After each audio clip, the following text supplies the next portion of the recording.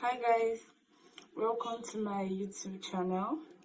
This is my first ever video on this platform and it will be a polo shirt tutorial. Now I've broken this tutorial into 3 parts and this is part 1 of the tutorial, but subsequently I'll be uploading the part 2 and part 3. The part 1 is basically the back panel. The part 2 is the front panel, and then the part 3 are the neck and the sleeves. Why I broke them down into parts this way is so it would really be understandable. I should done over explaining and making sure everyone got it. So this would be like the easiest tutorial ever. So let's get into the materials you need for this project. First of all, you will need your hook. I'm using a 4mm crochet hook because of the POY, I think that's what they call it, of the yarn I'm using. I'm using a yarn and I'm using 2 strands. Of course, you need your measuring tape because a lot of this has to do with measurements. At the end of this video, I will place the measurement that I used for my shirts, and it's a measurement gauge that you can also use, but you really need your measuring tape because measurement is key. Next, you would need a stitch marker. Where is that? You need this and lots of this because a lot of places where we increase, where we decrease, where we have to mark, especially in the neckline. Just have this handy. Alright, and finally, you need yarn. Lots of it. Like, you need a lot of yarn. I use silk balls, particularly for my project. And oh, that was not the last actually. You also need scissors. A lot of snipping and cutting. You need for every project. So let's get into the video. Okay, so the first step is making a foundation chain. Now, ideally, your foundation chain should be a multiple of 4 and then with 2 extra.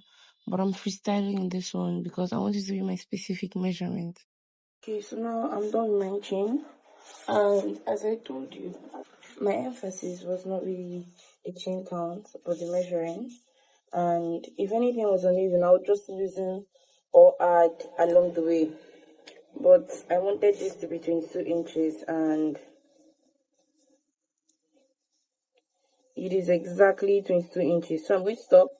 It ended at 105 stitches. But if you want, like I said, to work these stitches, you have to do a multiple of 4 and then add 2 at the edge. Now, how we're going to continue with the shirt is you made your chains. Now you turn. Please watch this closely. You chain an extra 1. You go into the second chain from the loop and you make a single crochet. Continue making single crochets all along the chain and meet me at the end of the row. So I'm done with the first row of single crochets and I'm just going to turn my work. This will be cut out. I'm just going to turn my work and continue. I don't chain 1 after the beginner's chain because single crochet doesn't need that and it helps to make the edges straighter. So I'm just going to continue with single crochet for another row. I've done the second row of single crochets and we're going to do this 2 more times, third row and then the 4th row, and that will be the final row. Okay, so this is it, the 4 layers of single crochet. Now I'm going to start the main shirt proper because this is just, like I said, it is just the base. It doesn't even count as a shirt. I just put it because I like that solid single crochet base around the hands and around the body. Now I'm going to start by chaining 3. I want to start with a double crochet all through. So this chain 3 is going to count as one double crochet. So I'll double crochet in the next stitch, double crochet in the next, double crochet in the next, and in the next, like I would if I was just starting the shirt, like I said. So I'm just going to double crochet all through to the end of my row and then go to the next step of the pattern. Okay, I'm done with the row of double crochet. Okay, so now I'm bringing the camera closer so you can really see what I'm doing, because we're starting the main pattern proper. So first of all, I chain 3, and this counts as a double crochet, so I don't have to crochet in here, but I go to the next stitch and I place my double crochet. So now it's basically 2 double crochets, and then I chain 2 and I skip 2 stitches, so I count 1, 2, and on the third stitch I put a double crochet, and the next stitch another double crochet, then I chain 2 again, I skip 2 stitches, on the third a double crochet, on the fourth another double crochet. Let's do that one more time. Chain 2, skip 2 stitches, 1 on the third and 1 on the fourth. This is basically the pattern. Chain 2, skip 2 stitches. Just very seamless, very easy. We're going to continue in this pattern to the end of the row. Okay, so because of the counts that I made, I didn't exactly make it a multiple of 4 and then round up with 2 stitches. I just freestyled this. So instead of ending up with 2 double crochets and getting an even number, I'm ending up with just 1. I really wanted this to be measurement based, not stitch based, so but you totally can, like, one extra stitch would have not removed anything from this. I just decided to do it like this because I'm too tired to start losing. Okay, so this is it. Now to do the second row, you chain 3, turn your work inside, not anywhere, inside the space, chain, you make 2 double crochets. Inside the chain 2 space, you make 2 double crochets.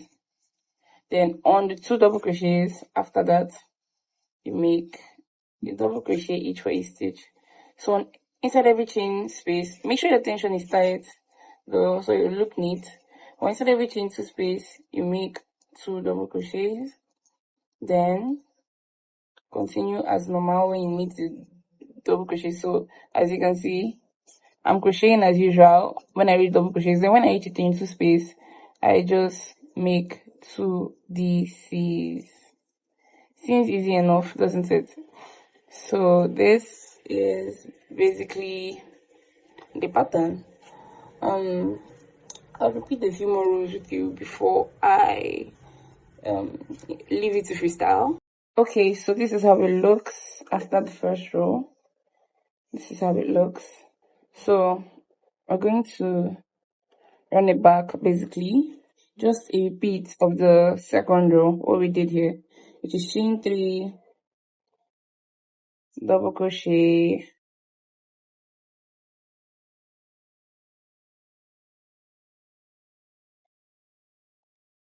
remember I said I would cut this, so towards the ending when I'm cutting and all that, I would do that. But chain, it gives this beautiful effect. When the shirt is almost done, you can see it to be obvious, but basically you just continue this for the length of your shirt. For the back panel, just keep continuing the pattern, which is this DC, and then intervals like DC chain through DC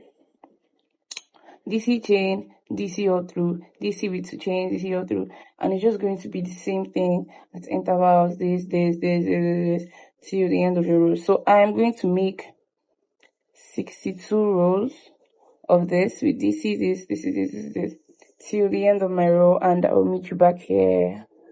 Hi guys, I am making a very, or did I say that? I don't know, I don't remember if I told you guys, but I am making a large shirt, which is why it's so big and it's so long. But I genuinely think the beauty of crochet shirts, or this type of shirts, are in the size, but it's not that big, maybe just big for my size. That is why I put the measurement up so you can know the size that fits you and the size you would want. But basically this is my 60 63rd, or is it 62nd? Anyhow, I'm just looking at there are 31 species of this because only this one I was counting. So this is my 62nd row. No, my 63rd row. This is my 63rd row. And this is where I will end my back panel.